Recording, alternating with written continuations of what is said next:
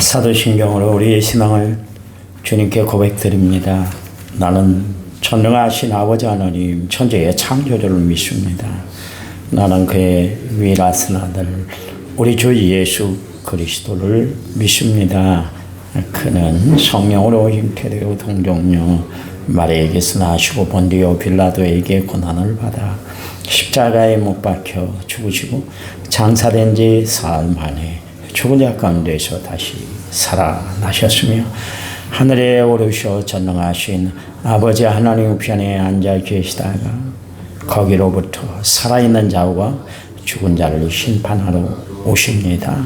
나는 성령을 믿으며 거룩한 공교회와 성도의 교제와 죄를 용서받는 것과 몸의 부활과 영생을 믿습니다. 아멘. 아멘. 찬송가 379장입니다. 379장.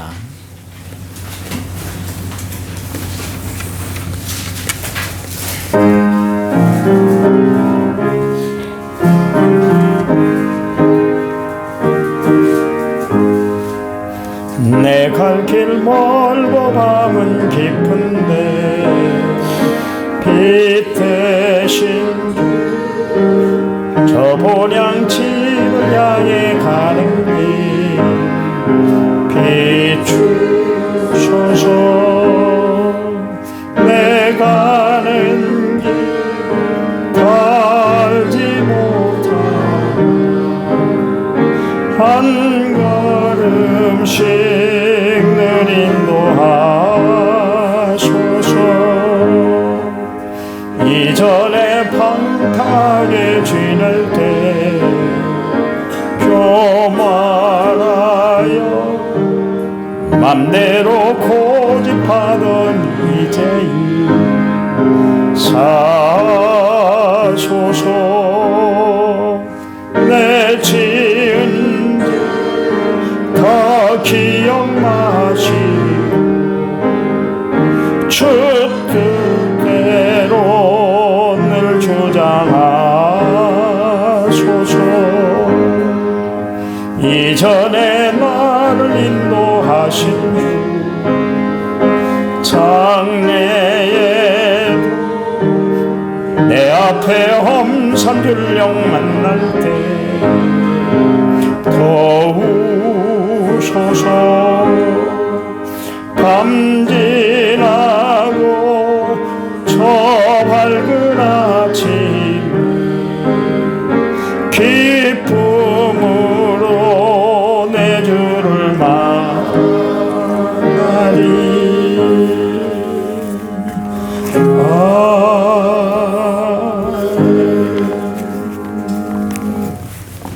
아멘. 성경 말씀 보겠습니다. 잠언 8장 15절 16절입니다. 잠언 8장 15절 16절 같이 읽습니다. 나로 말미암아 왕들이 치리하며 방백들이 공의를 세우며 나로 말미암아 세상과 존귀한 자 곧 모든 의로운 재판관들이 다스리느니라. 아멘. 찬양 부릅니다. 찬양집 63번. 나 무엇과도 주님은.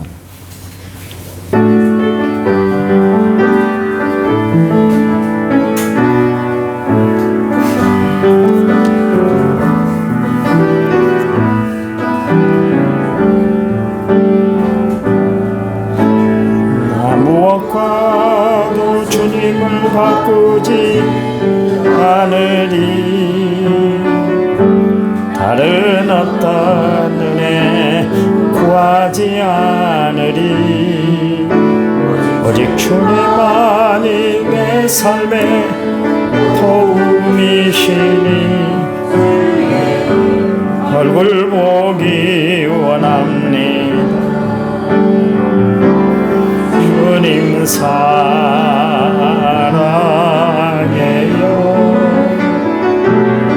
온 마음과 정성 다해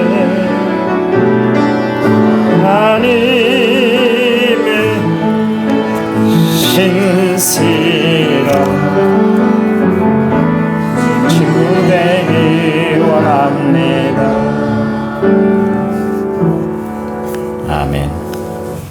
1차원제 7,215번째를 제가 드렸고요. 성경금을 김종수 권사님이 드렸습니다. 주님 영광 받으시옵소서. 백정현 집사님이 감사합니다. 박상현 선생님이 주님이 지키시길 원합니다.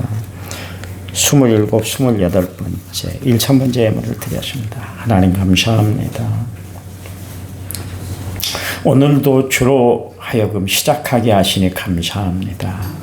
하루의 문을 하나님의 은혜로 열어주셔서 우리 하루 종일 성령 충만, 기쁨 충만, 감사가 가득한 생활이 되도록 도와주시기 원합니다. 주님을 기쁘시게 하는 하루가 될 수 있도록 도와주시되 우리가 만나는 모든 일에 하나님이 특별한 지혜를 주셔서 잘 헤쳐나갈 수 있도록 하나님이 우리의 삶을 인도해 주시기 원합니다. 선교 예물을 드렸습니다. 하나님 받으시고 축복하시되 우리 권사님 더욱 건강을 붙잡아 주시옵소서. 또 감사의 예물을 드렸습니다. 하나님의 은혜 넘치는 삶, 기쁨이 가득한 삶을 살아가게 해주셔서 감사해서 감사의 예물을 드린 손길, 가족, 또 사업 하는 일마다 하나님의 형통의 복이 넘치도록 도와주시기 원합니다. 아들을 사랑하는 부모의 심정으로 정말 귀한 1,000번째 예물을 드린 우리 권사님의 손길을 축복해 주시되 우리 박상현 선생님 어머니의 바람대로 신앙생활 잘해서 하나님이 누리게 하는 온갖 축복 혜택들을 다 누리고 살아가는 복된 아들 되도록 도와주시기 원합니다. 험난한 세상 가운데서도 아들의 앞길을 하나님이 지켜주시고 가정과 모든 삶을 책임져 주시옵소서. 주님 앞에 무릎 꿇는 우리 하나님 오늘의 삶 하나님이 형통한 역사로 열어주실 줄 믿고 예수님의 이름으로 기도했습니다. 아멘. 아멘. 그 부어주시는 하나님의 사랑에 대해서 아시나요? 오늘도 하나님은 나에게 하늘의 사랑을 가득 내려주세요. 부어주신다. 그렇게 표현을 하고 있는데 로마서 5장 5절 말씀에 보면 하나님의 사랑이 우리 마음에 부은 바 되었다. 하나님의 사랑이 우리 마음에 부은 바 되었다. 목사님, 저는 어려서부터요 너무 상처가 많이 자랐어요. 목사님, 저는 결혼해서요 지금까지 남편의 사랑을 받아본 적이 없어요. 그런 말을 하시는 분들을 위해서 로마서 5장 5절 말씀이 기록된 거예요. 하나님의 사랑이 우리에게 부은 바 되었다. 세상에서 받지 못한 사랑, 세상에서 누리지 못하는 은혜, 세상에서 결코 맛볼 수 없는 축복, 그 높고 깊고 길이를 헤아릴 수 없는 하나님의 사랑이 우리에게 부음받은 것은 세상에서 받지 못한 것 내가 누리게 해줄게. 그래서 하나님이 우리에게 내려주시는 거예요. 얼마나 감사해요. 우리를 예수 믿게 하시고 예수 안에 살게 하신 이유는 뭐냐면 우리에게 하나님의 사랑을 부어주시기 위해서 세상에서 받지 못한 그 사랑을 하나님 안에서 그리스도 안에서 받게 하시기 위해서 하나님이 우리에게 우리 마음에 그리스도의 사랑을 부어주셨다. 그렇게 이야기를 하고 있어요. 누가 나에게 이런 사랑을 베풀어 주던가요? 지혜는 어떤 것인가? 하나님의 사랑이 나에게 부음바 되었다는 것을 알게 하는 것. 그게 지혜예요. 제가 누누이 이야기합니다. 지혜는 똑똑함, 영리함, 명확한 것을 뜻하는 것이 아니라 하나님이 하시는 역사의 손길을 바라볼 줄 알고 아는 것. 지혜를 통해서 알게 되는 것이거든요. 맨날 이야기해도 못 알아듣는 사람이 있잖아요. 내가 설교를 할 때 어떤 때는 그 사람을 향해 설교를 하거든요. 끝내 못 알아듣더라고요. 아직도 못 알아듣고 있더라고요. 왜 그럴까요? 하늘의 지혜가 와닿지 못하기 때문에 그래요. 하늘의 지혜가 없으니까 깨닫지 못하기 때문에 그래요. 여러분, 성령은 깨닫게 하는 영이잖아요. 그 성령은 누구에게 주시는가? 성령은 그 결과 열매가 어떤 것인가? 지혜를 통해서 나타나는 거예요. 우리가 성령 받았습니다. 막 뜨거지고 막 어쩔 줄 모르고 막 방언을 하고 막 박수를 치고 막 율동을 하고 그것만이 아니라 진정한 성령을 알게 되면 하늘의 이치를 깨닫게 돼요. 하늘의 이치가 뭡니까? 하나님이 주시는 위로부터 내려주시는 지혜를 얻게 된다. 그런 이야기입니다. 그러니까 내가 그리스도가 하나님 되신 것을, 주가 되신 것을 알게 하는 것, 내가 하나님의 혜택을 누리고 살아가고 있다는 것을 깨닫는 것, 또 내가 하나님의 자녀로 누리는 가진 혜택이 크다는 것을 아는 것, 이게 다 하나님의 지혜를 받을 때, 아, 내가 이런 것을 누리고 살아가고 있구나, 내가 이런 존재구나, 내가 이렇게 고귀한 하나님의 사람이구나, 그것을 알게 되는 거예요. 그게 하늘이 내려주시는 지혜예요. 여러분, 오늘 이 아침에 여러분에게 하늘의 지혜가 충만하시기 바랍니다. 아침에 한번 묵상을 해봤어요. 내가 잠언서를 지금 강해를 하고 설교를 하고 있습니다만, 하나님이 왜 솔로몬을 세우셨을까? 왜 솔로몬을 세우셨을까? 그걸 한번 골똘히 한번 생각을 하고 묵상을 해봤어요. 그에게는 쟁쟁한 왕들이 많았거든요. 그 야심이 많았던 압살롬이 있었고, 대권에 도전했던 아도니아라는 형도 있었고, 그것도 아들 중에 쭉 내려가서 솔로몬이 몇 번째, 다윗의 몇 번째 아들이에요. 다윗의 아들이 참 많이 있습니다. 그 중에 10번째였습니다. 위에 형들이, 이제 첫 번째 형은 잘못돼서 결국 압살롬에 의해서 살해를 당했지 않습니까? 그러고 나서 쭉 내려가면 야심이 많은 사람, 대권을 가지고 야심을 가지고 있었던 사람들도 있었는데 하나님이 다 차치하고 쭉 내려가서 10번째 아들인 솔로몬을 하나님이 선택한 이유가 도대체 뭘까? 솔로몬을 왜 세웠을까요?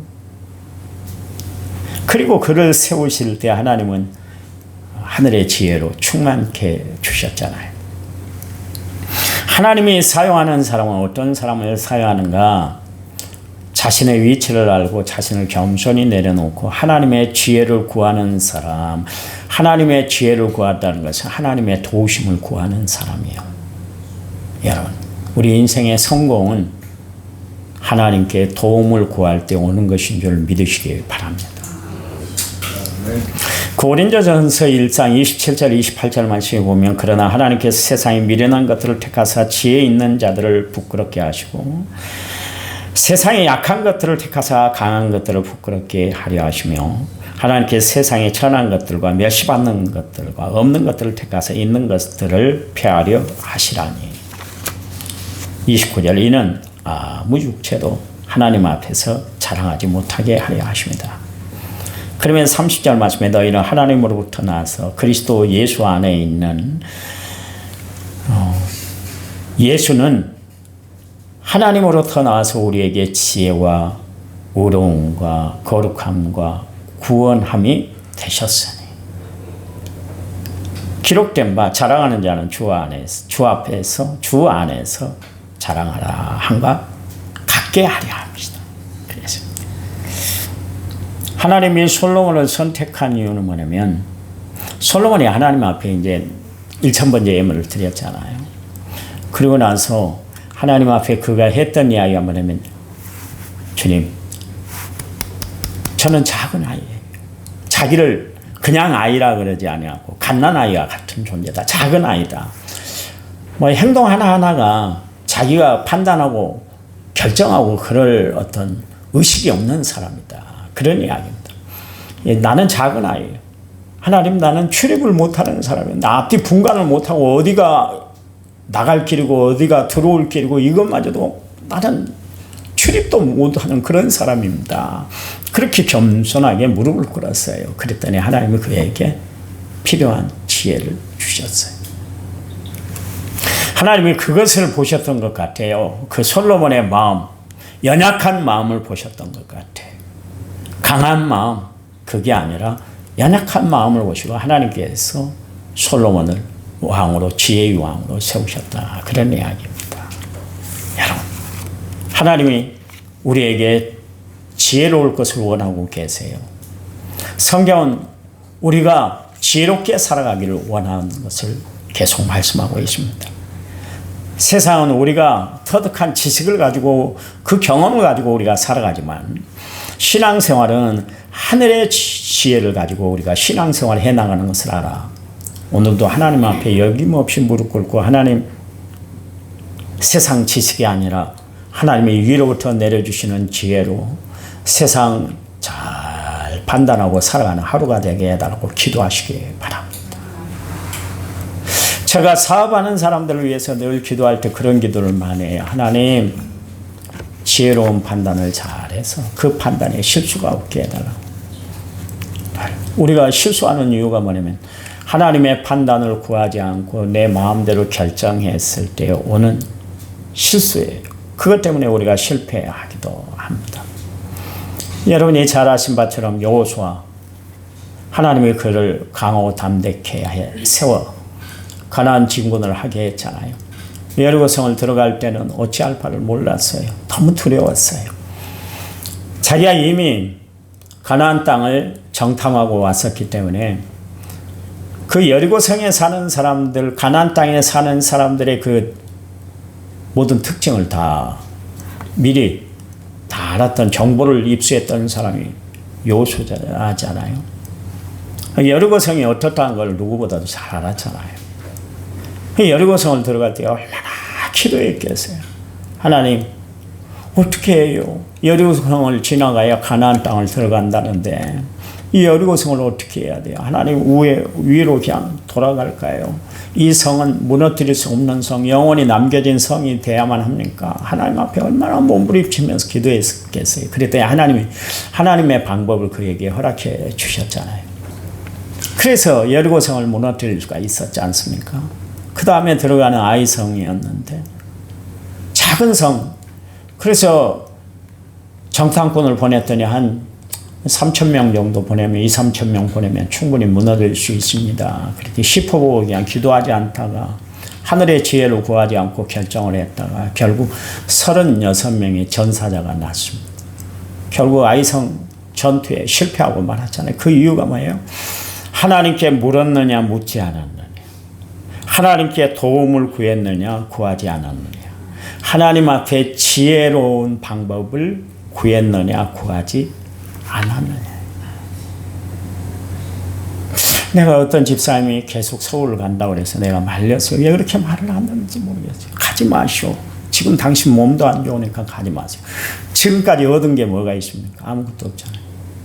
가지 말아요. 내가 그냥 한 이야기 아니잖아요. 나도 기도해. 다 그분이 안타까워서 기도를 해. 가지 마요. 가지 마요. 간대요. 기어이 간대요.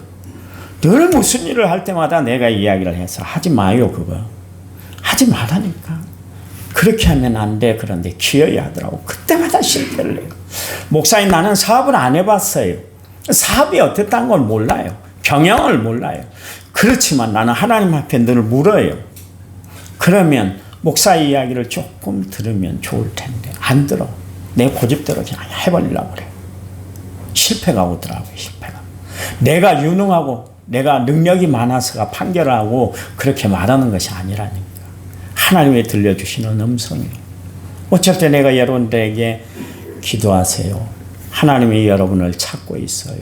그럴 때 열심히 주를 섬기고 믿음의 자리, 기도의 자리에 있어야 될 줄 믿습니다.